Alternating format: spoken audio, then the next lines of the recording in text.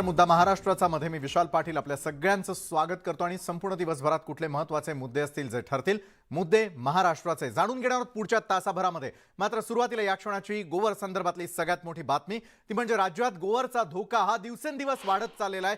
गोवरनं बुधवारी आणखी एका बाळाचा मृत्यू झालाय, त्यामुळे गोवरच्या मृत्यूची संख्या ही 12 इतकी झालेली असून यामध्ये मुंबईतील 9 तर मुंबई बाहेरील 3 बाळांचा समावेश आहे। यातील एक मृत्यू हा गोवर संशयित आहे, तर बुधवारी मृत्यू झालेला मुलगा हा भिवंडी मधला आहे। तसंच बुधवारी गोवरचे 13 नवे रुग्ण आढळलेले असून गोवर रुग्णांची संख्या ही आता 233 इतकी झालेली आहे। तसंच 156 संशयित रुग्ण आढळलेले आहेत। मुंबईमधील विविध रुग्णालयांमध्ये दाखल असलेल्या 22 रुग्णांना बुधवारी घरी पाठवण्यात आलेलं आहे, तर नाशिक शहरामध्ये आणखी 5 बालकांना गोवरची लक्षणं आढळल्यानं खळबळ उडाली आहे। तर याआधी नाशिक शहरामध्ये आढळलेल्या गोवरच्या 4 संशयित रुग्णांचे अहवाल आलेले नसतानाच आणखी 5 बालकांना गोवरची लक्षणं आढळल्यानं शहरातील गोवरच्या संशयितांचा आकडा 9 वर जाऊन पोहोचलेला आहे।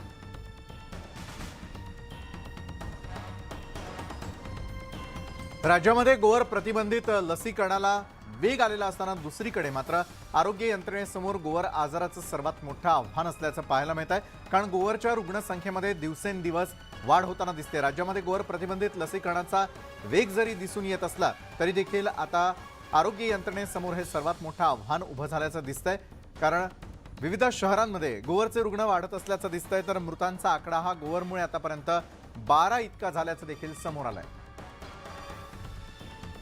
आणि यावेळेला प्रणाली कापसे आमच्या मुंबईमधून प्रतिनिधी आपल्या सोबत जोडल्या गेलेले आहेत। तर प्रणाली, गोवरचा विळखा हा सातत्यानं वाढत असल्याचं आपल्याला पाहायला मिळत आहे आणि त्याच धर्तीवरती जर विचार केला तर आता उपाययोजना तातडीनं करणं गरजेचं आहे, कारण मृतांचा आकडा देखील 12 वरती जाऊन पोहोचलाय। खूप चिंताजनक बाब आहे। प्रणाली,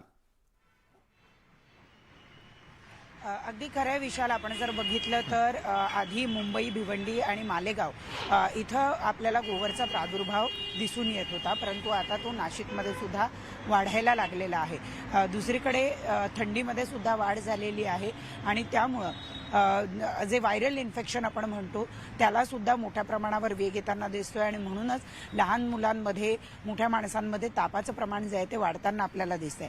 सगळ्यात महत्त्वाचं म्हणजे की जरी लसीकरण हे एकीकडे मोहीम वेगात सुरू असली तरीही लस घेतल्यानंतर त्याचा जो रोगप्रतिकारक शक्ती आहे निर्माण व्हायला साधारण महिन्याभराचा कालावधी लागणार आहे। त्यामुळे या कालावधीमध्ये आपल्याला बालकांना जपणं हे अतिशय गरजेचं आहे। आपण जर बघितलं तर काल भिवंडीमध्ये एक 8 महिन्याच्या बाळाचा मृत्यू झालेला आहे आणि साधारणपणे गोवरची लस ही 15 महिने ते 18 महिन्याच्या जवळपास मुलांना दिली जाते आणि म्हणूनच आता भारत सरकारनं सुद्धा निर्णय घेतलेला आहे की लस जी आहे ती 6 महिन्यानंतरच द्यायला सुरुवात केली गेली पाहिजे, कारण काल जो मृत्यू झाला हा 8 महिन्याच्या बाळाला झालेला आहे आणि गोवरची लस ही साधारणतः 15 ते 18 महिन्याच्या जवळपास दिली जाते। त्यामुळे या बाळाला लस देण्याच्या आधीच किंवा लस घेण्याच्या वेळ होण्याच्या आधीच त्याला लागण झाली आणि त्याचा मृत्यू झालेला आहे। त्यामुळे आता जो निर्णय घेण्यात आला की 6 महिन्याच्या बाळाला सुद्धा डोस दिला गेला पाहिजे गोवरचा, हा एक महत्त्वपूर्ण निर्णय म्हणावा लागेल।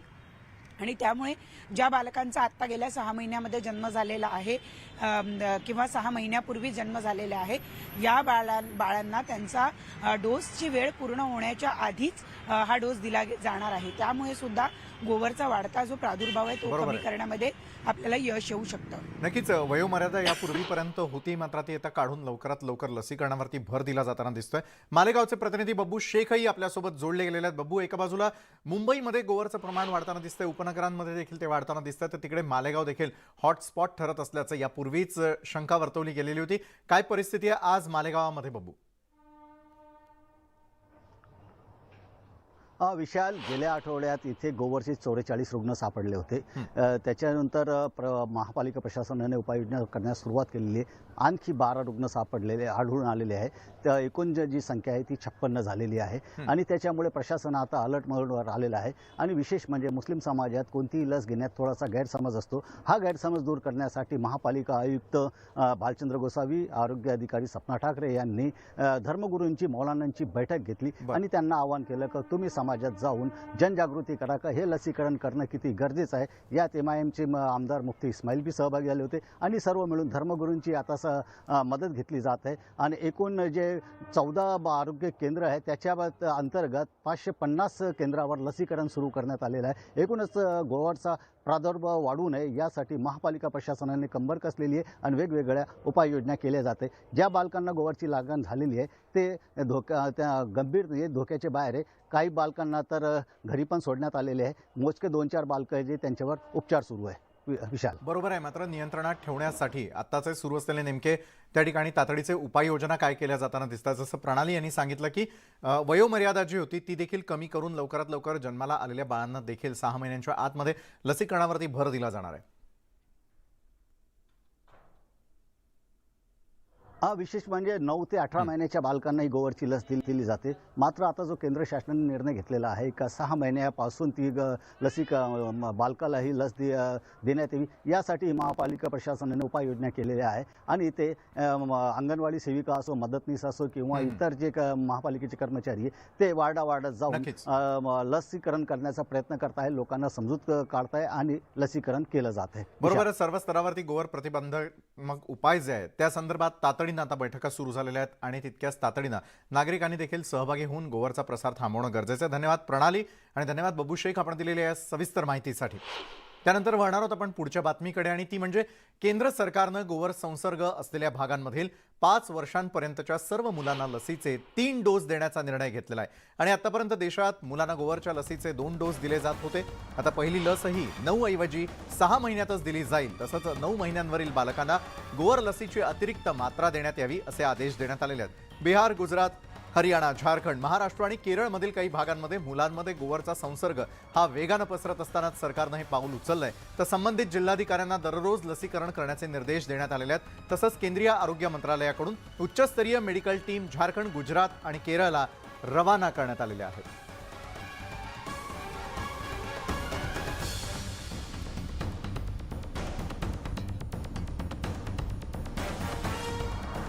आणि यावेळेला संजय राऊत बोलतायत. थेट जाऊयात.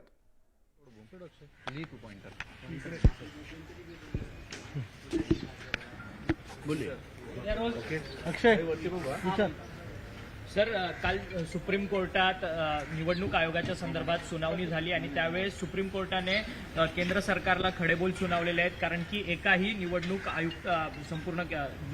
आयुक्ताचा संपूर्ण कार्यकाळ झालेला नाहीये. निवडणूक आयोगाचा अनुभव सध्या शिवसेना घेते. ज्या प्रकारे शिवसेनेमध्ये फूट पाडण्याचा प्रयत्न झाला, शिवसेनेचं चिन्ह गोठवण्यात आलं, शिवसेना हे नाव गोठवण्यात आलं. जर एखादा तटस्थ निपक्ष निवडणूक आयोग असता तर हे घडलं नसतं.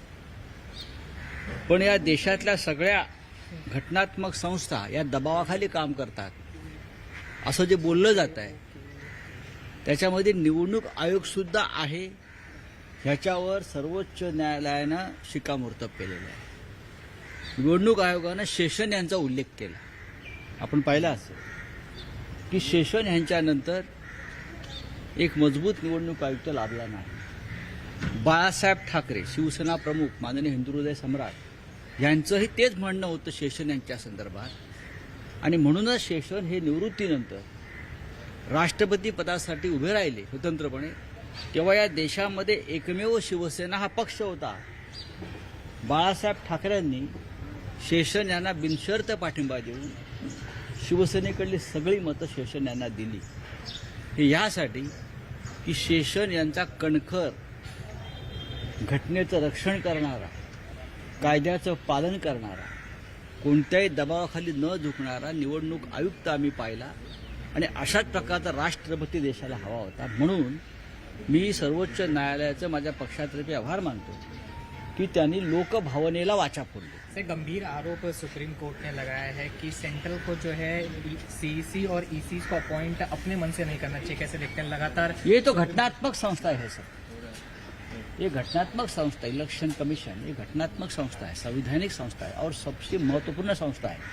इस देश की डेमोक्रेसी, चुनाव, सब कुछ उनके हाथ में होता है. और ऐसी संस्था अगर किसी की गुलाम बनकर काम करे, या जो भी ऊपर के जो रूलर्स होते हैं उनके मन मर्जी के मुताबिक उनके अपॉइंटमेंट हो, तो इस देश में डेमोक्रेसी नहीं रहेगी। और एक ऑब्जर्वेशन जो है कि कोई भी चुनाव आयुक्त अपना कार्यकाल पूरा नहीं कर पा रहा है। क्यों? ये हमारा ऑब्जर्वेशन नहीं है, ये ऑब्जर्वेशन है हमारे सर्वोच्च न्यायालय का। और सर्वोच्च न्यायालय का अनुभव, इलेक्शन कमीशन का अनुभव आजकल शिवसेना सबसे पुरानी पार्टी ले रही है। जिस तरह से हमारे चिन्ह को खत्म कर दिया, जिस तरह से हमारे पार्टी का नाम खत्म कर दिया, ये राजनीतिक निर्णय है, ये कोई तटस्थ यानी पक्ष निर्णय नहीं है। बसवराज बोम्मैया यांनी अजून एक कर्नाटकचे मुख्यमंत्री बसवराज यांनी आणखीन एक ट्विट केले आत्ताच. त्यांनी असं म्हटलंय की महाराष्ट्राचे उपमुख्यमंत्री देवेंद्र फडणवीस यांनी चिथावणीखोर वक्तव्य करू नये. आमच्या सीमा भागांचं रक्षण आम्हाला व्यवस्थितपणे करता येतं. या उलट सोलापूर आणि अक्कलकोट सारखे जे कन्नड भाषिक प्रदेश आहेत त्यांनी देखील आमच्यात सामील व्हावं. म्हणजे आणखीन दोन ठिकाणी त्यांनी दावा केला. महाराष्ट्रामध्ये अत्यंत कमजोर दुर्बल सरकार अस्तित्वात आल्यामुळे आणि सरकारचे प्रमुख देवधर्म, तंत्रमंत्र, ज्योतिष ह्याच्यामध्ये अडकल्यामुळे कर्नाटकातून किंवा अन्य राज्यातून, गुजरात असेल, कर्नाटक असेल, महाराष्ट्रावरती असे हल्ले होत आहेत. कोणी आमचे उद्योग पळवत आहे, कोणी आमचे जमिनी गावं पळवत आहेत. आणि त्याच्यावर ठामपणे भूमिका घेऊन राज्याचे मुख्यमंत्री आणि उपमुख्यमंत्री उभे नाही आहेत. फक्त हे शक्य नाही, एकही गाव जाणार नाही असं बोलून चालत नाही.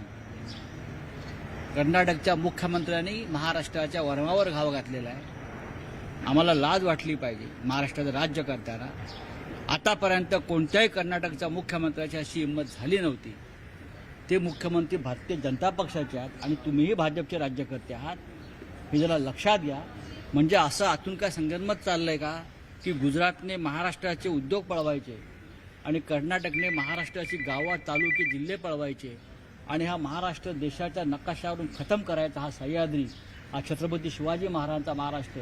आणि दुसऱ्या बाजूला भारतीय जनता पक्षाचे लोक महाराष्ट्राचे आराध्य दैवत छत्रपती शिवाजी महाराजांसारखे जे आहेत त्यांच्यावर हल्ले करत राहायचं आणि आमचं मनोधैर्य खच्ची करायचं.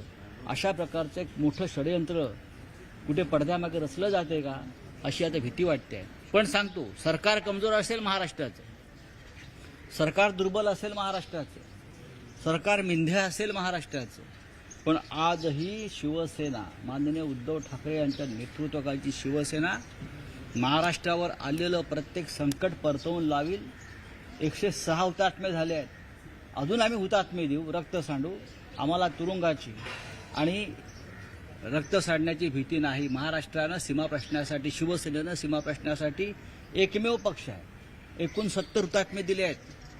बाळासाहेब ठाकरेंनी तुरुंगवास भोगलाय, आम्ही भोगू. पण कर्नाटकचा मुख्यमंत्र्यांना शिवसेनेतर्फे मी इशारा नाही, ते धमकी देतोय. समजा महाराष्ट्राकडे वाकड्या नजरेनं पाहाल तर याद राखा, ही तुमचे बकबक बंद करा. हे घेऊ आणि ते घेऊ. आजही आम्ही शांत आणि संयमी आहोत. आणि आमचं सरकार जरी गुडघ्यावर बसलं असलं सिलेंडर वर करून, तरी शिवसेना ही स्वाभिमानानं उभी आहे या महाराष्ट्रात, विसरू नका. तर तुम्ही देखील गेल्या वेळी, मागील वेळी जेव्हा असाच सीमा प्रश्नाचा निर्माण झाला होता त्यावेळी आपण देखील स्वतः गेल्या होता. मी तिथे वारंवार गेलेलो आहे सीमा भागामध्ये आणि परत जाईन. सर आता गेल्या वेळी मी जी कमिटी सीमा होती- भागामध्ये शिवसेनेसह परत जाईन. मी गांडू नाही, शिवसेना गांडूंची अवलाद नाही. मी परत सांगतो, जर हा विषय असा असेल, महाराष्ट्राचे मुख्यमंत्री यांच्याकडे सीमा भागाचा भार होता, ते अजूनपर्यंत गेल्या 10 वर्षात का गेले नाहीत? किती मंत्री गेले सीमा भागात? बेळगाव, कारवार सह निपाणी, खानापूर, भालकी, किती जण गेले मला सांगा. चंद्रकांत पाटील जातात आणि कन्नड राष्ट्रगीत म्हणतात आणि तिकडे त्यांचंच कौतुक करून येतात. हे आमच्या जखमीवर मीठ चोळण्याचा प्रकार आहे. आम्ही जाऊ, आम्ही लढू आणि प्राण गेला तरी हरकत नाही. आम्हाला सरकार कोणाचा ह्याची पर्वा नाही. आमचं सरकार जरी असतं आणि हा विषय आला असता तरी आम्ही गेलो असतो. सीमा प्रश्नावर राजकारण होत असताना महाराष्ट्र आणि कर्नाटकमध्ये भाजपचं सरकार आहे, सत्तेत देखील केंद्रात देखील भाजपचं सरकार आहे, परंतु काय ते तुमचे कोणते 40 आमदारांचा जो गट आहे ना, स्वाभिमानी महाराष्ट्राचा स्वाभिमानासाठी आम्ही काहीतरी शिवसेनेतून बाहेर पडलो. कुठे गेलाय तुमचा स्वाभिमान? कुठे शेण खातोय, कुठे पेंड खातोय तुमचा स्वाभिमान? एक मुख्यमंत्री बाजूच्या राज्यातला आमची गावं खेचून घ्यायचा प्रयत्न करतोय, एक राज्य आमचे उद्योग खेचून घ्यायचा प्रयत्न करतोय. षंढासारखे बसलात तुम्ही. मुख्यमंत्र्यांनी राम कदम यांनी असं म्हटलेलं आहे.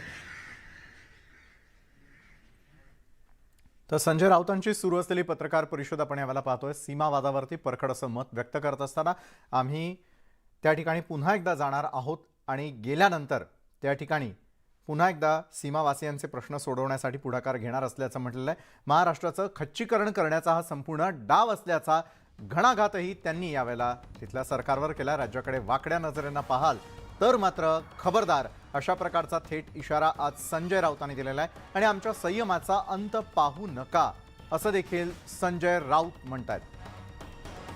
सीमा भागातील आंदोलनासंदर्भातलं सूतोवाच यावेळेला संजय राऊतांनी केलेला आहे. माध्यमांशी बोलत असताना सरकार कुणाचं याची पर्वा आम्ही करत नाही, तर राज्याचं हित आमच्यासाठी महत्त्वाचं असल्याचं संजय राऊत म्हणालेले आहेत.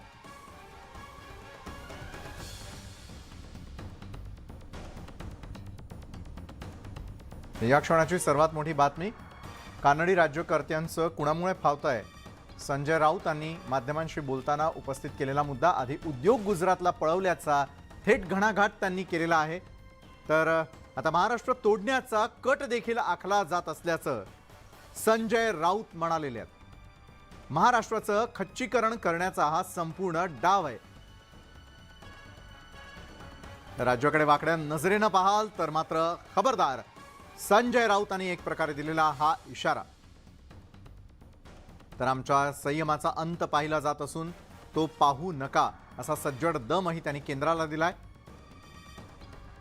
तर दुसरीकडे राज्य सरकारवरती देखील त्यांनी घणाघाती टीका केलेली आहे. निवडणूक आयोगाचा अनुभव देखील आम्ही घेतोय यावरती देखील त्यांनी आपलं मत मांडलेलं आहे. शिवसेना पक्ष चिन्ह गोठवलं याविषयी देखील त्यांनी सणसणीत प्रतिक्रिया या क्षणाला दिली आहे. तर निष्पक्ष आयोग असता तर असं घडलंच नसतं असं देखील ते म्हणाले आहेत. तर निवडणूक आयोग दबावाखाली काम करत असल्याचं देखील त्यांचं म्हणणं आहे. निवडणूक आयोगासंदर्भात सर्वात मोठी बातमी या क्षणाची, निवडणूक आयोगाचा अनुभव आम्ही घेतोय आणि ते दबावाखाली काम करत असल्याचं संजय राऊतांचं म्हणणं आहे. सत्ताधाऱ्यांचं राज्याकडे देखील आता दुर्लक्ष होत असल्याचा आरोप त्यांनी राज्य सरकारवरती केलेला आहे. त्यामुळे कानडी राज्यकर्त्यांचं फावत असल्याचं ते म्हणालेले आहेत. बाळासाहेबांची शिवसेना पक्षाचे प्रवक्ते यावेळेला नरेश म्हस्के आपल्यासोबत जोडले गेलेले आहेत. नरेशजी, राऊतांनी राज्य सरकारवरती आज पुन्हा एकदा घणाघात केलेला आहे आणि त्यामुळेच कर्नाटक सरकारचं फावत असल्याचं त्यांचं म्हणणं आणि राज्याकडे राज्य सरकारचं लक्ष नसल्याचं देखील ते म्हणतात.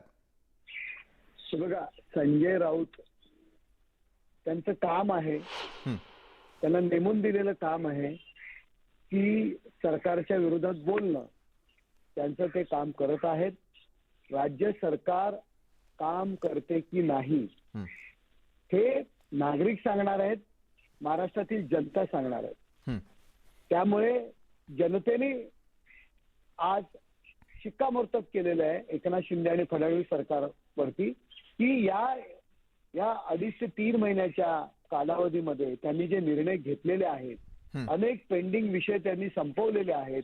शेतकऱ्यांचा विषय असेल, कामगारांचा विषय असेल, अगदी एसटी कामगारांपासून हे सर्व प्रश्न सोडवण्याचं काम एकनाथ शिंदे साहेब आणि फडणवीस साहेबांनी केलेलं आहे. संजय राऊत त्यांचं काम करतायत, त्यांना नेमून दिलेलं काम आहे, त्यांना त्यांच्या विरोधात बोलावंच लागणार आहे. त्या पद्धतीने नाही, पण आजचा गंभीर आरोप आहे की आता महाराष्ट्र तोडण्याचा प्रकार केला जातोय. यापूर्वीच उद्योग गुजरातला हलवण्यात आलेले आहेत आणि आता डोळा महाराष्ट्रावरती आहे. सत्ताधाऱ्यांचं राज्याकडे त्यामुळे दुर्लक्ष होत आहे.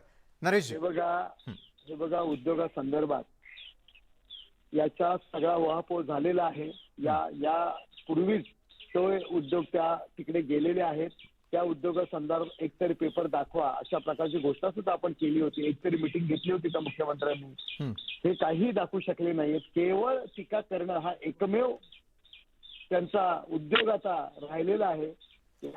उद्धव ठाकरे आणि या गटाचा केवळ टीका करणे हा एक उद्योग आहे त्यांचा. त्या पद्धतीत त्या सर्वजण करतायत.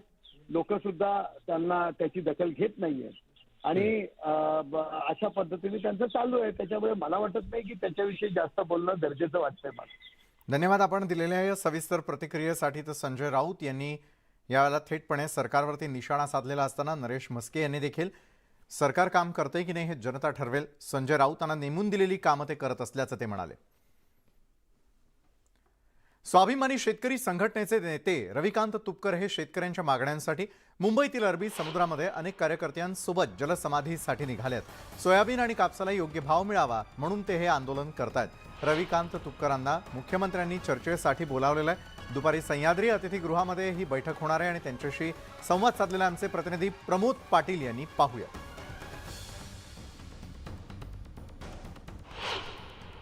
स्वाभिमानी शेतकरी संघटनेचे नेते रविकांत तुपकर हे मुंबईत या ठिकाणी निघालेले आहेत. अरबी समुद्रामध्ये ते जलसमाधी घेणार आहेत. त्यांच्यासह शेकडो कार्यकर्ते उपस्थित आहेत. ते आता चौक या ठिकाणी आहेत आणि इथूनच काही क्षणातच त्यांचा ताफा जो आहे तो मुंबईच्या दिशेने जाणार आहे. आपल्यासोबत ते स्वतः जोडलेले आहेत. काय सांगाल, तुम्ही मुंबईला निघालात, जलसमाधी घेण्यासाठी तुम्ही निघालेला आहात, नक्की तुमची मागणी काय आणि जलसमाधी घेण्यापर्यंत वेळ का आली? नाही, असं आहे की सोयाबीन कापसाचं अतिपावसानं मोठं नुकसान यावर्षी झालं. सरकारकडून अपेक्षित मदत मिळाली नाही आणि सोयाबीनला जो दर आहे तो उत्पादन खर्चापेक्षा सुद्धा कमी आहे. म्हणजे लावले आम्ही क्विंटलला 6,000 आणि मिळणारा भाव आहे 5-5.5 दुसऱ्या बाजूला कापसाला सुद्धा जो दर या ठिकाणी मिळतो आहे हा दर उत्पादन खर्चापेक्षा कमी आहे. त्यामुळे उत्पादन खर्चाच्या 50% नफ्याप्रमाणे आम्हाला दर द्या. सोयाबीनला 8,500 आणि कापसाला 12,500 रुपये खासगी बाजारामध्ये दर स्थिर झाला पाहिजे महिन्याभरासाठी, अशी आमची मागणी आहे. दुसऱ्या बाजूला आम्हाला रब्बी हंगामामध्ये दिवसाची वीज पाहिजे, रात्रीची नको, ही आमची मागणी आहे. जे पीक विमा कंपन्यांनी आम्हाला फसवलं त्यांनी 100% नुकसान भरपाई आम्हाला दिली पाहिजे, ही सुद्धा आमची मागणी आहे. आणि शेतीला आम्हाला कंपाऊंड करून त्या जंगली जनावरांचा आम्हाला त्रास होतो, ही सुद्धा आमची मागणी आहे. या सगळ्या मागण्या घेऊन आम्ही महिनाभर झाले आंदोलन करतोय. सरकार आंदोलनाची दखल घ्यायला तयार नाही. म्हणून आम्ही सगळ्या लोकांनी ठरवलंय की आम्ही सरकारला जर का आमचे मुर्देच पाहिजे असतील, आमची प्रेतच पाहिजे असतील, तर आम्ही जलसमाधी घ्यायला मुंबईच्या दिशेनं निघालेलो आहे. सरकार आमची चर्चेची दारं खुली आहेत. सरकारनं आमच्याशी चर्चा करावी. तुमच्या मागण्यांप्रमाणे काल 157 कोटी रुपयांची मदत जाहीर करण्यात आलेली आहे. यावर तुम्ही समाधानी नाही? नाही, ती बुलढाणा आणि वाशिमसाठी मदत जाहीर केली. अहो, अफेक्टेड शेतकरी 5 ते 6 लाख आहेत आणि 157 कोटीची मदत ही 1 लाख शेतकऱ्यांना मिळणार आहे. आणि ती आंदोलनाच्या पार्श्वभूमीवरच केली ना. म्हणजे आम्ही काहीतरी चमत्कार दाखवल्याशिवाय नमस्कार थोडीच केला सरकारने आम्हाला. मग प्रत्येक वेळी आंदोलनं करायची, प्रत्येक वेळी रस्त्यावर उतरायचं तरच सरकारला जाग येणार आहे का? ती मदत आम्हाला अपुरी पडणार आहे. आम्हाला 100% नुकसान भरपाई पाहिजे, अशी आमची मागणी आहे. आम्ही जलसमाधीवर ठाम आहोत. ताफा पुढे अडवला तर तिथे रक्तपात होईल, संघर्ष होईल. सरकारने शेतकऱ्यांच्या संयमाचा अंत बघू नये. व्हिडिओ जर्नलिस्ट संदीप पवारसह प्रमोद पाटील, न्यूज 18 लोकमत, चौक. राष्ट्रवादीचे सर्वेसर्वा शरद पवार हे पुन्हा एकदा ॲक्शन मोडमध्ये आलेले आहेत. आजारपणानंतर शरद पवार आज पहिली बैठक घेत आहेत.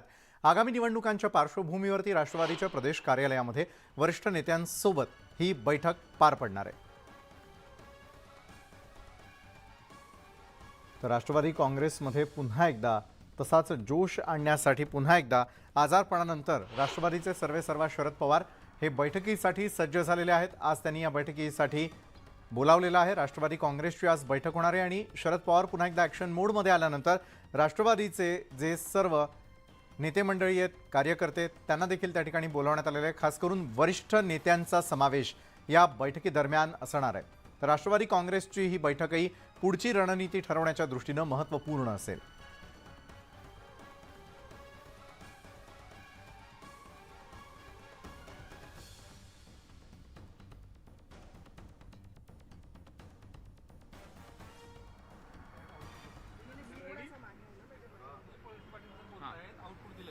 तर यावेळेला थेटपणे प्रतिक्रिया येताना दिसते. सदर प्रकरणामध्ये पोलिसांकडे त्यांनी तक्रार यादी पत्र दिलं होतं, परंतु त्यामध्ये कारवाई झाली नाही. कदाचित त्याचा जीव वाचला असता असा दावा आता सध्याचे गृहमंत्री फडणवीस करत आहे.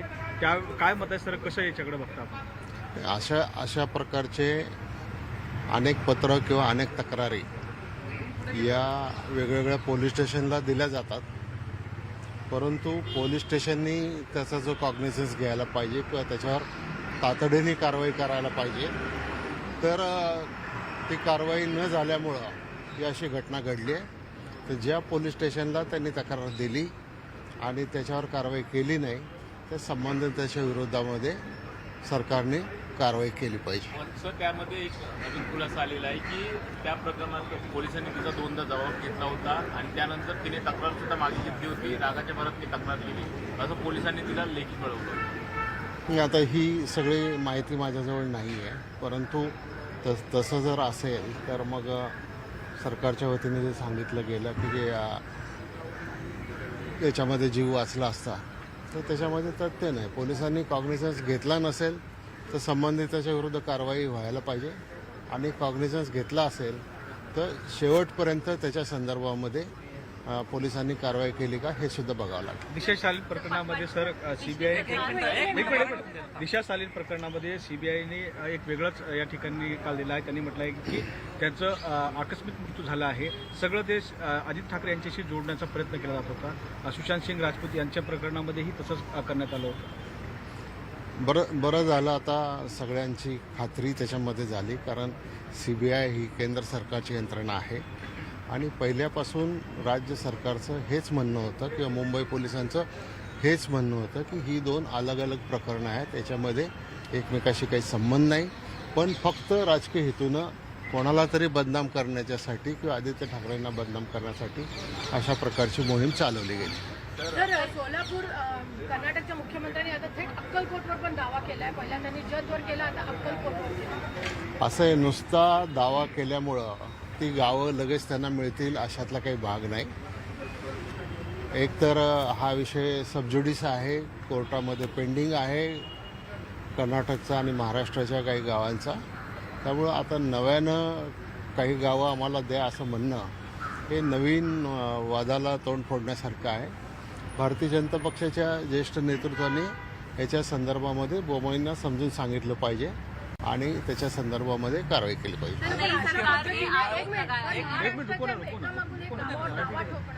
हे कितपत योग्य आहे? म्हणजे जी गावं खरं तर आपल्याकडे वर्षानुवर्ष राहिली अशा पद्धतीने बोलून हे अस्मिता दुखवणे, स्वाभिमान दुखवणे काय 100% याच्यामध्ये त्याच्या पाठीमागं काय कारण हे मला माहिती नाही, परंतु आता या राज्याला कमकुवत करण्याच्या दृष्टिकोनातून काही पावलं टाकली जातात का हे सुद्धा तपासणं आवश्यक आहे. आणि अशा गावांच्यावर क्लेम करणं ही महाराष्ट्राची अस्मिता दुखवण्यासारखं. सर पुरोगामी महाराष्ट्र म्हणून ओळखलं जातं आणि दुसरीकडे एकनाथ शिंदे शिर्डी साईबाबांचं दर्शन घ्यायला जातात, त्याच्यानंतर ज्योतिषशास्त्राकडे जातं. आता ज्योतिषाच्या आधारावर हे महाराष्ट्र चालेल काय? मला याच्यातली कल्पना नाही, पण हा ज्याच्या त्याच्या श्रद्धेचा भाग आहे.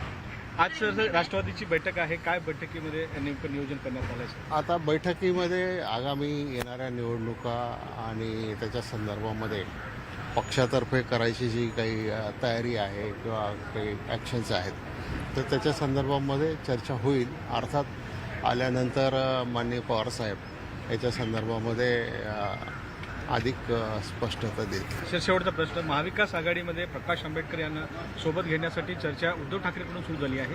राष्ट्रवादी काँग्रेस पक्षाकडूनही तशीच भूमिका असेल? असं आहे की या राज्यामध्ये भारतीय जनता पक्षाचा पराभव करण्यासाठी जे जे लोक सोबत येतील त्या लोकांना सोबत घेऊन एक महाविकास आघाडीला आणखीन बळकट करणं आणि ते बळकट करून त्याच्यामध्ये निवडणुकांच्या मध्ये यश मिळवणं हाच उद्देश त्याच्या पाठीमागे. सर एक सवाल मेरा हिंदी में है कि नई सरकार ने आरोप लगाया है पिछली सरकार की नाकामयाबी के चलते श्रद्धा ने जब कंप्लेन की थी तो पुलिस ने कार्रवाई नहीं की. पूरा आरोप पिछली सरकार पर लगाया जा रहा है, उसको लेकर क्या कहेंगे? ऐसा है कि कोई भी व्यक्ति पुलिस स्टेशन में कभी तकरार करती है तो उसकी जो जांच पुलिस स्टेशन ने करना चाहिए, कार्रवाई पुलिस स्टेशन ने करना चाहिए. इसमें सरकार का कोई भाग नहीं होता है. सर कर्नाटक का विवाद को लेके जो कर्नाटक के मुख्यमंत्री स्टेटमेंट दिया कि पूरा एक गांव हम अपनी कर्नाटक में ले लेंगे, क्या कहना? गलत है. महाराष्ट्र का एक भी गांव, एक इंच जमीन भी कर्नाटक को नहीं मिलेगी. पहले से कर्नाटक से लोग जो आना चाहते हैं उनके बारे में जो एक केस पेंडिंग है सुप्रीम कोर्ट में, उसको लड़ा के वो महाराष्ट्र के गांव हमको वापस लेने का सबका एक इरादा है.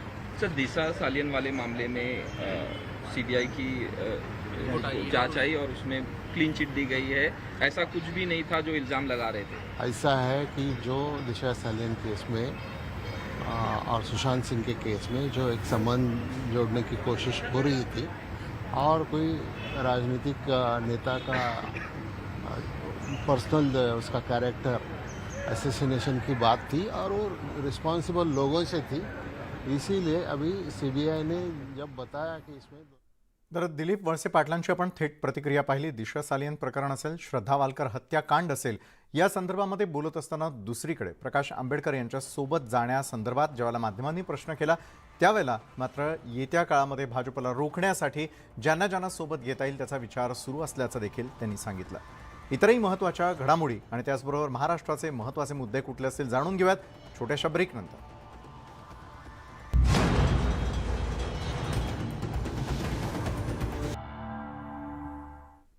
ब्रेकनंतर आपण पाहताय मुद्दा महाराष्ट्राचा. कर्नाटकचे मुख्यमंत्री बसवराज बोम्मई यांनी महाराष्ट्रामधील भूभागांवरती आता दावा सांगायला सुरुवात केलेली आहे.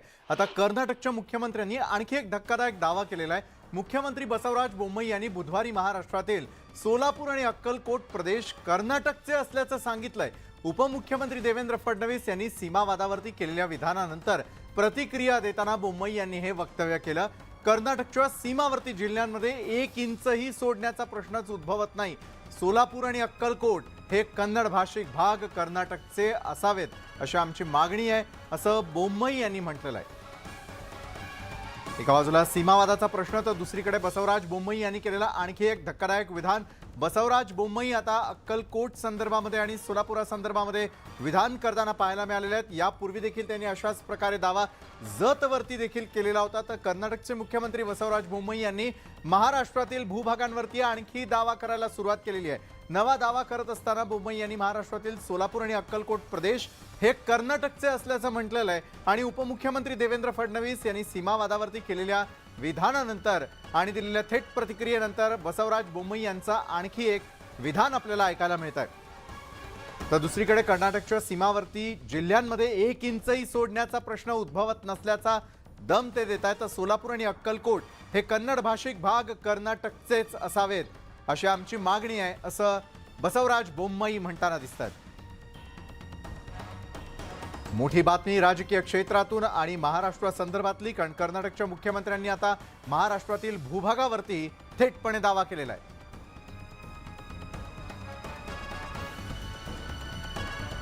ज्ञानेश्वर साळोखे आमचे प्रतिनिधी या संदर्भात अधिक माहिती देतात. ज्ञानेश्वर, एका मागोमाग एक अशा प्रकारची वक्तव्य करताना बसवराज बोम्मई यांनी आता महाराष्ट्रातील आणखी काही भूभागांवरती आपला दावा केलेला आहे.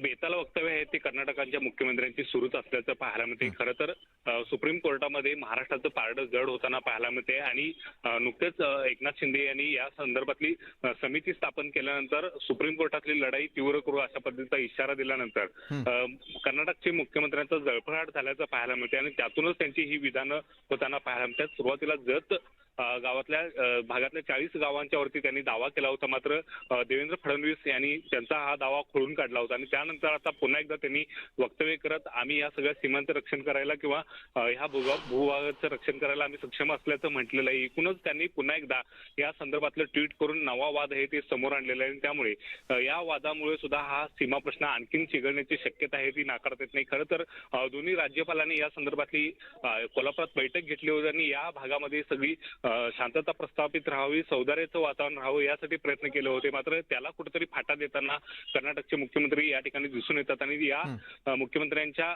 सातत्याने येणाऱ्या वक्तव्यामुळे सीमा भागामध्ये अशांतता पसरण्याची शक्यता आहे ती नाकारता येत नाही. बरोबर आहे, मात्र यावेळेला हे वक्तव्य करताना पुन्हा एकदा त्यांनी असा दावा करण्यामागचं नेमकं कारण काय? काल तरी पाणी प्रश्न त्यांनी उपस्थित करून दाखवलेला होता आणि पाणी प्रश्न देत देत दुसरीकडे अनेक प्रकारचे आमिष देखील म्हणजे शाळेचे असू देत किंवा त्या ठिकाणी असलेले निवृत्त जे अधिकारी त्यांच्या बाबतीतलं असू दे, आता मात्र सोलापूर आणि अक्कलकोट हे बसवराज बोम्मईंच्या टार्गेटवर का? कशासाठी ही बेताल वक्तव्य? एकूणच पाहायला गेलं तर त्यांची ही बेताल वक्तव्य निवडणुकीच्या अनुषंगाने सुरू असल्याचं पाहायला मिळते. कारण या सगळ्या उत्तर कर्नाटकावरती आहे तो हक्क दाखवण्याचा प्रयत्न आहे तो बोमे यांचा या ठिकाणी दिसून येते आणि या उत्तर कर्नाटकातली सगळी गावं जी आहेत ते महाराष्ट्रामध्ये जाण्यासाठी इच्छुक आहेत आणि या गावांच्यावरती प्रामुख्याने त्यांनी आपला हक्क दाखवायला आता सुरुवात केलेली आहे. आपल्याला माहितच आहे की काही दिवसापूर्वी कोल्हापुरातल्या कनेरी मठावरती सुद्धा त्यांनी एक मोठा मेळावा घेतला होता इथल्या सगळ्या कन्नड भाषिकांचा आणि या कन्नड भाषिकांना महाराष्ट्रात किंवा सीमा भागात राहणाऱ्या कन्नड भाषिकांना त्यांनी न्याय देण्यासाठी काही पावलं सुद्धा उचलली होती. काल सुद्धा त्यांनी काही पेन्शन योजना आणि कन्नड शाळेंना अनुदानाच्या घोषणा आहेत त्या केल्या होत्या. एकूणच या निवडणुकीच्या अनुषंगाने त्यांची ही वक्तव्य दिसून येतात. मात्र असं असलं तरी सीमा प्रश्न हा इथला आहे तो प्रामुख्याने मुद्दा आहे तो कायमच आपल्याला दगदगता असल्याचं पाहायला मिळते आणि या पार्श्वभूमीवरती त्यांची ही राजकीय जरी वक्तव्य असले तरी या निमित्तानं सीमावाद पेटताना आपल्याला पाहायला मिळते. इथली सगळी परिस्थिती आहे ती तणावाची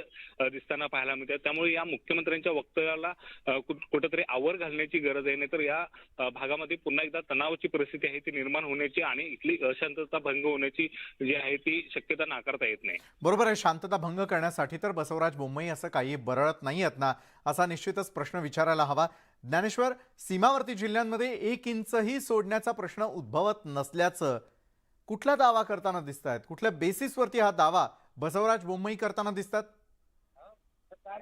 आपल्याला माहितच आहे की सीमा भागाचा हा सगळा लढा आहे तो सुप्रीम कोर्टामध्ये सुरू आहे आणि अनेक वेळा इथल्या 865 गावाने हे ते महाराष्ट्रामध्ये जाण्याची इच्छा व्यक्त केलेली आहे. खरं तर पाणी प्रश्नावरून जतमधल्या काही 40 गावाने हे तो ठराव दिला होता. मात्र इथले 865 गावांनी यापूर्वीच महाराष्ट्रात जाण्याचा ठराव आहे ते कर्नाटक सरकारला दिला होता.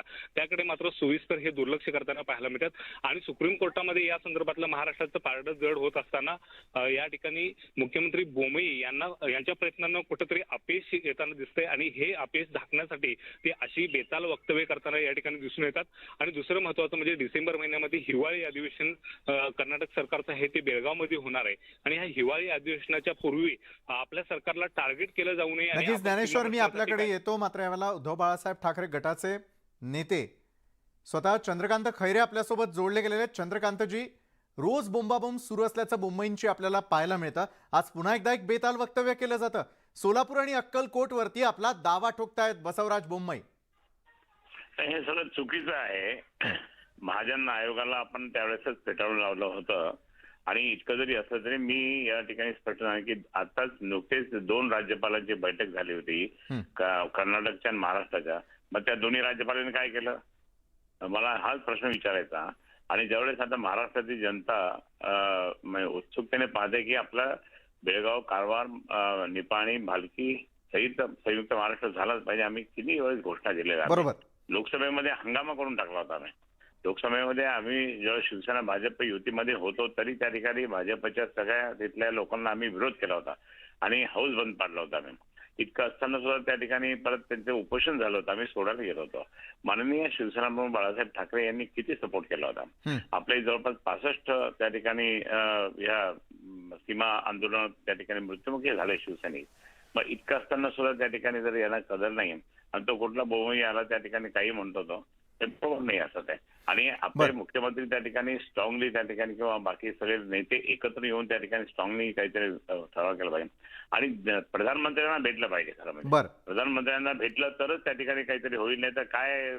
पण चंद्रकांतजी, मला आपल्याला असं विचारावं असं वाटतं की एका बाजूला पंतप्रधान हा सीमावादाचा प्रश्न मिटावा यासाठी पुढाकार घेतात, राज्यपालांच्या भेटी देखील होतात. काल पुन्हा एकदा देवेंद्र फडणवीस यांनी निक्षून सांगितलेलं आहे, संजय राऊत यांनी आज पुन्हा एकदा इशारा दिलेला आहे. मग बसवराज बोम्मई हे नेमके दावे कशासाठी करताना दिसून येत आहेत? मुद्दामच त्या ठिकाणी ही भारतीय जनता पार्टीची चालबाजी आहे की तुम्ही असं म्हणा आणि म्हणजे हा प्रश्न म्हणजे असं भिजत पडू द्यायचा, तो निकाल लागू द्यायचाच नाही आणि हे असंच चालू राहायचं भांडण.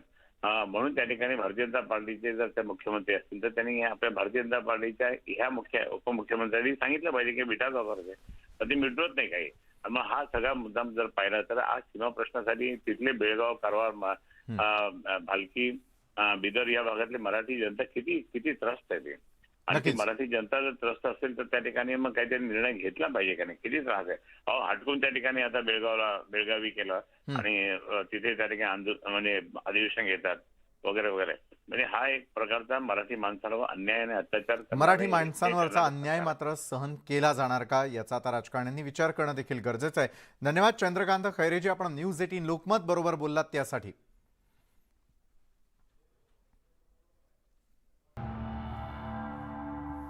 ब्रेक नंतर आपण पाहताय मुद्दा महाराष्ट्राचा आणि या क्षणाला आणखी एक मोठी आणि महत्त्वाची बातमी ती म्हणजे गुजरातच्या सिंहांचा मुंबईच्या दिशेनं प्रवास सुरू झालेला आहे. जुनागडमधल्या सक्करबाग झूमधून सिंहांसह महाराष्ट्राच्या वनाधिकाऱ्यांचा ताफा हा महाराष्ट्राच्या दिशेनं निघालेला आहे. याचे सगळे अपडेट्स केवळ न्यूज 18 लोकमतवरती आपल्याला एक्सक्लुझिव्ह पाहायला मिळणार आहेत. यावेळेला जी दृश्य आपण टेलिव्हिजन स्क्रीनवरती पाहतोय गुजरातच्या सिंहांचा मुंबईपर्यंतचा प्रवास आता सुरू झाल्याची ही दृश्य आहे. याच वाहनांच्या माध्यमातून प्रवासातून जुनागडच्या सक्करबाग झूमधून सिंह निघून आता मुंबईच्या दिशेनं प्रवास करतायत. गुजरातचे सिंह अखेर मुंबईच्या दिशेला निघालेले आहेत आणि मुंबईकरांना पुन्हा एकदा हे सगळं पाहण्याची सुवर्ण संधी मिळणार आहे. मुंबईच्या दिशेनं प्रवासाची ही एक्सक्लुझिव्ह दृश्य न्यूज 18 लोकमतवर.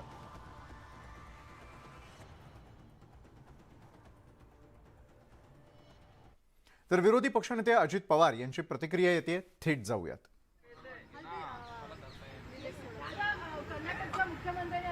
कर्नाटकच्या मुख्यमंत्र्यांनी गेले 2 दिवसापासून जी काही त्यांची वक्तव्य येतात त्याचा मी तीव्र शब्दामध्ये निषेध करतो, धिक्कार करतो. काय ते महाराष्ट्र मागायला निघालेत काय? त्यांना महाराष्ट्र असा तसा वाटला का? वास्तविक कारण नसताना त्यांनी सांगलीमधल्या जत तालुक्याच्या काही गावांच्या बद्दलचं वक्तव्य केलं आणि त्याच्यानंतर आज पुन्हा सोलापूर जिल्ह्यातल्या अक्कलकोट तालुक्यातल्या काही गावांच्या बद्दलचं वक्तव्य केलं. सातत्याने आपण बघतोय की हे लोक वेगवेगळ्या प्रकारच्या ज्याचा कुठंही काही संबंध नसताना अशा प्रकारची वक्तव्य करायची आणि लोकांचं लक्ष विचलित करायचं अशा प्रकारचा प्रयत्न चाललेला आहे. खरं तर राज्याचे मुख्यमंत्री उपमुख्यमंत्र्यांनी अतिशय कडक भाषेमध्ये त्यांना समज दिली पाहिजे, कारण शेवटी उपमुख्यमंत्री भाजपचे आहेत, कर्नाटकचे मुख्यमंत्री भाजपचे आहेत. याच्या आधीच्या काळामध्ये अशा प्रकारची वक्तव्य होताना दिसत नव्हती आणि आता त्यांना फक्त आता महाराष्ट्राची मुंबईच मागायचं बाकी राहिलंय का काय मला कळत नाही. परंतु हे महाराष्ट्रातली जनता कदापि सहन करणार नाही आणि त्यांनी अशा प्रकारची वक्तव्य ही आता करण्याच्या भानगडीमध्ये पडू नये. केंद्र सरकारने ह्याच्यामध्ये हस्तक्षेप करावा आणि ज्या त्या राज्यांची जी काही सीमा ठरवून दिलेली आहे, जे काही मॅटर आहे ते सुप्रीम कोर्टामध्ये चालू आहे. सुप्रीम कोर्टामध्ये त्याबद्दलचा जो निर्णय सर्वोच्च न्यायव्यवस्था देईल, सुप्रीम कोर्ट देईल, त्या संदर्भात त्यांनी त्यांची भूमिका मांडावी. राज्य महाराष्ट्राच्या वतीनं महाराष्ट्र राज्याची भूमिका मांडेल आणि त्याबद्दलचा निर्णय त्या ठिकाणी होईल. परंतु असं हे आज एका सांगली जिल्ह्यातल्या जतच्या बद्दल उल्लेख करायचा, दुसऱ्या दिवशी सोलापूर जिल्ह्यातल्या अक्कलकोटचा उल्लेख करायचा, हे ताबडतोब कर्नाटकच्या मुख्यमंत्र्यांनी थांबवलं पाहिजे. मी पुन्हा एकदा त्यांच्या या अशा प्रकारच्या वक्तव्याचा अतिशय निंदनीय वक्तव्य तीव्र शब्दामध्ये निषेध करतो. लोकांचं लक्ष बेरोजगारी आणि महागाईवरून हटवण्याच्या करता हा कार्यक्रम आहे आणि म्हणून अशा प्रकारची वक्तव्य केली की मीडिया त्याचबद्दल दाखवतं. शेवटी ज्या राज्यातले जनता असती त्यांना राज्याच्या वतीनं बोलावं लागतं. राज्याच्या अस्मितेचा प्रश्न असतो, राज्याच्या एकतेचा प्रश्न असतो, एकसंगतेचा प्रश्न असतो आणि नेहमीच आपल्या महाराष्ट्र राज्याची निर्मिती आता उद्याच 25 नोव्हेंबर आहे, ज्या यशवंतराव चव्हाण साहेबांनी महाराष्ट्राचा मंगल कलश 1 मे 1960 साली आणला आणि त्याच्यातनं महाराष्ट्राची निर्मिती झाली आणि तेव्हापासून आपण सगळेजण आजपर्यंतच्या अनेक राज्यकर्त्यांनी, अनेक मुख्यमंत्र्यांनी, अनेक राजकीय पक्षांनी या राज्याला एकसंघ ठेवण्याचा प्रयत्न, एकजूट करण्याचा प्रयत्न, महाराष्ट्राचे प्रश्न त्या ठिकाणी सोडवण्याचा प्रश्न, महाराष्ट्राच्या मातृभाषेला महत्त्व देण्याचा प्रयत्न आणि जी काही नावं पूर्वी वेगळ्या प्रकारची होती ती मराठी भाषेमध्ये करण्याचा प्रयत्न, उदाहरणार्थ बॉम्बेचं मुंबई असेल, अशा प्रकारे असा सतत प्रयत्न झालेला आहे. आणि असा प्रयत्न होत असताना आता कुठलंही काही कारण नव्हतं तरी देखील कर्नाटकच्या मुख्यमंत्र्यांच्या अंगामध्ये काय संचारलंय हे जरा तपासण्याची वेळ आलेली आहे आणि त्याबद्दल राज्य सरकारने ताबडतोब राज्याची भूमिका स्पष्ट केली पाहिजे असं माझं आग्रही मत आहे. पुरोगामी महाराष्ट्र म्हणून ओळखलं जाते आणि महाराष्ट्राचे मुख्यमंत्री भविष्य पाहतात की आपलं पुढचं भविष्य कसं असेल. खरं तर आपण का अंधश्रद्धेला खतपाणी घालतो मला समजत नाही. प्रत्येकाची कुठं ना कुठं विश्वास असतो, निष्ठा असते, त्याबद्दल दुमत असायचं काही कारण नाही. परंतु बातम्या तशा आल्यात, वस्तुस्थिती काय आहे ते काही समजायला कारण नाही. परंतु बातम्या मात्र तशा आज मीडियामध्ये प्रिंट आणि इलेक्ट्रॉनिक दोन्हीकडं वाचायला मिळालेल्या आहेत. वस्तुस्थिती खरं तर आता मुख्यमंत्र्यांनीच स्पष्ट केली पाहिजे. एक गोष्ट खरी आहे, आम्ही राजकीय लोक जर कुठंही गेलो, उद्या जर शिर्डीला गेलो, जसं आमचं 2 दिवसाचं अधिवेशन शिर्डीला होतं, त्यावेळेस साहजिकच आम्ही सकाळी सकाळी लवकर जाऊन साईबाबाचं दर्शन घेतलं. ज्यावेळेस आम्ही पंढरपूरच्या परिसरामध्ये जातो त्यावेळेस पांडुरंगाचं दर्शन घेतो, जेजुरीच्या परिसरामध्ये जातो त्यावेळेस खंडेरायाचं दर्शन घेतो, तुळजाभवानीचं दर्शन तुळजापूरच्या परिसरामध्ये गेल्यानंतर आपण घेतो, किंवा अंबाबाईचं दर्शन कोल्हापूरच्या परिसरामध्ये गेल्यानंतर घेतो. ही आपली परंपरा आहे आणि त्याबद्दल आपल्या मनामध्ये एक आदराचं स्थान आहे, श्रद्धेचं स्थान आहे, तिथपर्यंत मी समजू शकतो. पण आता ज्योतिषाकडे जाऊन आपलं स्वतःचं ज्योतिष बघणं हे म्हणजे 21व्या शतकात सगळं जग चाललेलं आहे. अशा काळामध्ये टेक्नॉलॉजीचं युग आहे, इन्फॉर्मेशन असेल, बायोटेक्नॉलॉजीचं असेल, किंवा वेगवेगळ्या प्रकारचे बदल होतात आणि असे बदल होत असताना सायन्स काय सांगतंय आणि एका महत्त्वाच्या पुरोगामी महाराष्ट्र राज्याच्या मुख्यमंत्री मात्र ज्योतिष बघतायत, ह्याच्याबद्दल आता काय बोलावं, आमच्यासारखे तर हतबलच झालेले आहेत. हे गेल्या 8 दिवसांमध्ये महागाईची जवळपास 4 पट वाढली आहे, परंतु महागाई कमी करण्याचा कुठल्याही प्रकारचं प्रयत्न राज्य आणि केंद्र सरकार जनतेनी साहेबमध्ये आता लक्ष दिलं पाहिजे. जनतेनी ज्यांना कुणाला केंद्रात आणि राज्यामध्ये बसवलेलं आहे ते बसवण्याच्या पाठीमागचं कारण काय होतं आणि त्याच्यातनं महागाई कमी झाली का, सर्वसामान्य माणसांचं जगणं हे असह्य झालेलं आहे, त्याबद्दल मात्र कोणी बोलायला तयार नाही. आता जनतेनेच विचार केला पाहिजे आणि काय तो ठरवलं पाहिजे की बाबा कुठल्या विचाराचं सरकार आणायचं आणि कुणाला तिथं बसवायचं. धन्यवाद. तर बसवराज बोम्मई यांनी केलेल्या वक्तव्यावरती सज्जड दम देत असताना अशा प्रकारची वक्तव्य करू नये असं देखील विरोधी पक्षनेते अजित पवार म्हणालेले आहेत. तर या आहेत आतापर्यंत घडलेल्या अतिशय महत्त्वाच्या घडामोडी, ज्या ठरतील संपूर्ण दिवसभर मुद्दा महाराष्ट्राचा. तर मुद्दा महाराष्ट्राचा मध्ये वेळ झालेली इथं थांबण्याची ताज्या घडामोडींसाठी पाहायला विसरू नका न्यूज 18 लोकमत.